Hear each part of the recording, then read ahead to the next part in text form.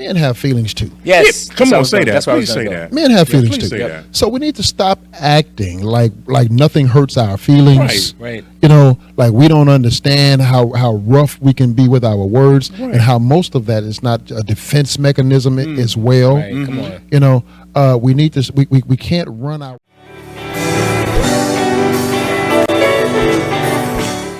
The next scripture we're going to touch bases on is gentle, not harsh. Colossians 3:19. Husbands, love your wives and do not be harsh with them. I'm going to start on the other side this time. I mean, you can't get no more plainer than that. Honestly, love your wives and don't be harsh with it. I think sometimes, again, as men in our society, in our patriarchal society, we have been conditioned and programmed to conduct ourselves in a way where I have to be tough. I got to be rock hard and solid. Right. Yeah. I'm breathing hard. You know what I'm saying? Breathing hard. Right. You know. James, we ain't talking about you. Right. But the reality is, in terms of being a husband to a wife, you have to consider her in terms of, she doesn't need you hard like that all the time, or just being harsh for no reason at all. There's nothing wrong with being nice every now and then. You know what I'm saying? It's nothing wrong with actually considering somebody else for a change. You know what I'm saying? I think what you're speaking to as well is that the ability to compartmentalize from the workplace to the home. Okay. Right. And I think, when we say gentle, not harsh, there is baggage in things that we do on a day-to-day basis that we've got to be more conscious, or men should be more conscious of, as to when, we say we want a sanctuary, right, in our homes. Well, what are you bringing home to solidify that sanctuary, right? Go ahead, I'm sorry. No, I just want to add real quick. I think, again, if we're looking at it from the scripture in terms of husband loves your wives, well, a lot of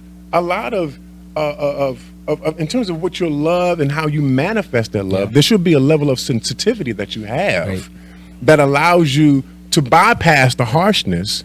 And because I do love you, I'm going to treat you in a manner that you're worthy of, and not treat you hard. Right. And let's be clear about something.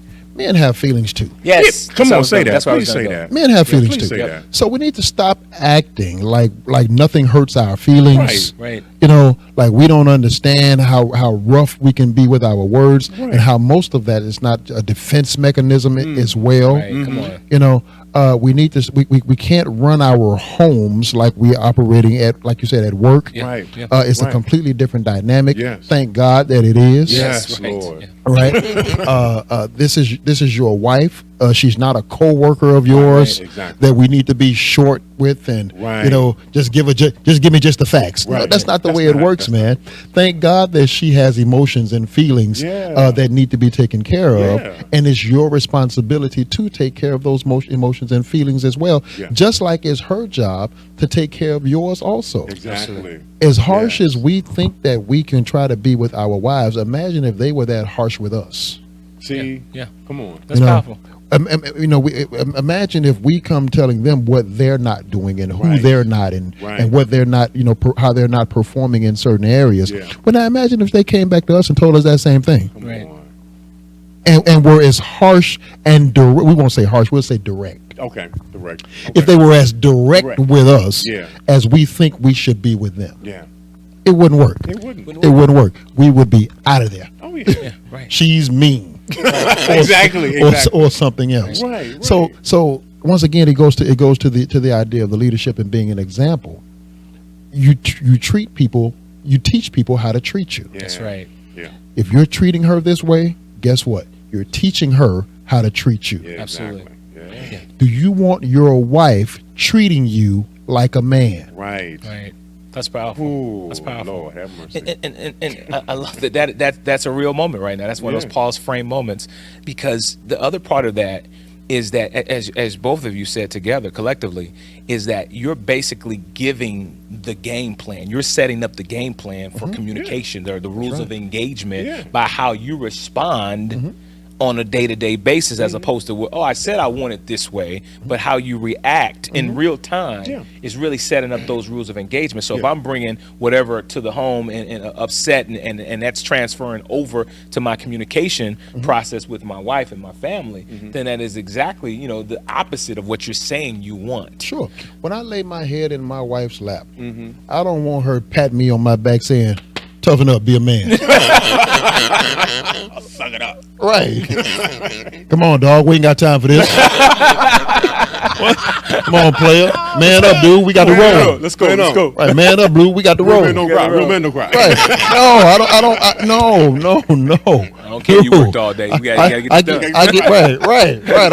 Okay. I got time for your feelings. Right. No. So I have to example that for her by being respectful of her feelings and cognizant of her feelings, and not being mean or aggressive or abrasive or blunt with her. Yes. And then obviously in turn expecting that same kind of treatment. That's good. Can I introduce a word here real quick? Go ahead. I'm just gonna say this real quick. I think we need to understand and really begin to practice the art of empathy. That's a very good word. That's good. Empathizing with those that are with you. Yep. Understanding, you know, to a degree how they're feeling. I've always believed and said it's not what you say, it's always how you say it. Okay. You know what I'm saying? You want to say it in a way that actually evokes a response that produces a positive outcome. Not be so argumentative and combative with them that it shuts them down. What's the point of that?